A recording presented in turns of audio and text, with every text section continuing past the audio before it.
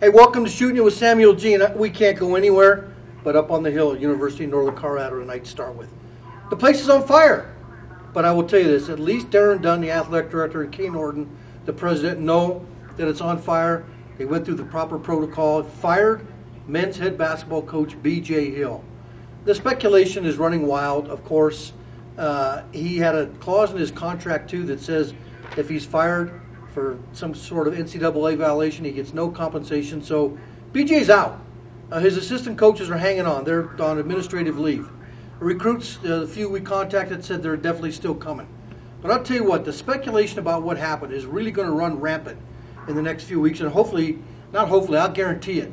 I'll guarantee that you're going to like what we get to you. We're going to get the information to you on what's going on. It could be anything from, academic fraud to, playing ineligible players. Who knows what it is?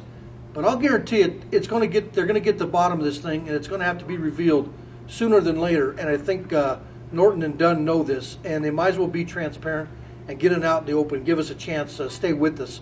We'll stay right on top of this. A bad situation, though. And I guess to make things a little bit lighter, a good blue and gold football final spring scrimmage this afternoon. Quarterback Jacob Nip and wide receiver Stephen Miller really putting up a highlight tape of pitch and catch kind of football and putting up some yardage. This team, I think, if they stay healthy, can be pretty competitive. There's a bunch of tough guys on this team. They're not huge. They're not overpowering. They're just tough guys who like to compete. And, hopefully it'll be a good year for them. But, I will say this. Their nose is clean. Not everybody's over there is right now. And we'll see how that all turns out. Let's go to the preps. The big story this week, University High baseball team behind the pitching of Spencer Wilcox. They win 5 games in 5 days. I don't care what level you are on. You win 5 games in 5 days. That's huge. And Tim Galindo's got his guys in the right frame of mind and focusing and thinking right because, we're heading into May, and that's when you want to be playing your best baseball, and this bunch is there.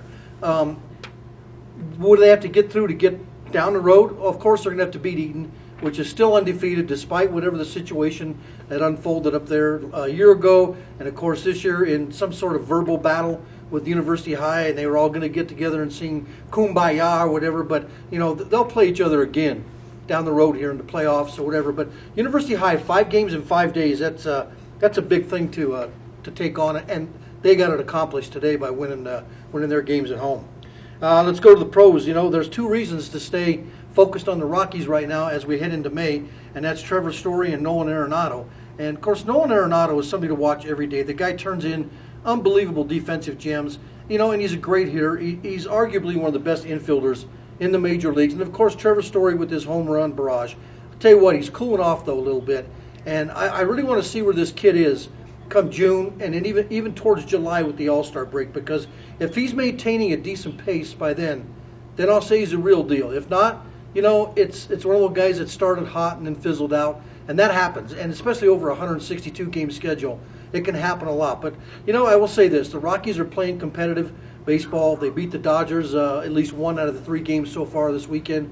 We'll see if they can maintain. But we've been down this road before a million times, and we'll see how it pans out. It's all going to come down to whether these pitchers can maintain what they're doing now. And we've seen it how many years in a row? They haven't been able to. Now, let's go to the Shut Your Pie Hole segment. And this one's a little different because it comes from Ultimate Fighting and MMA.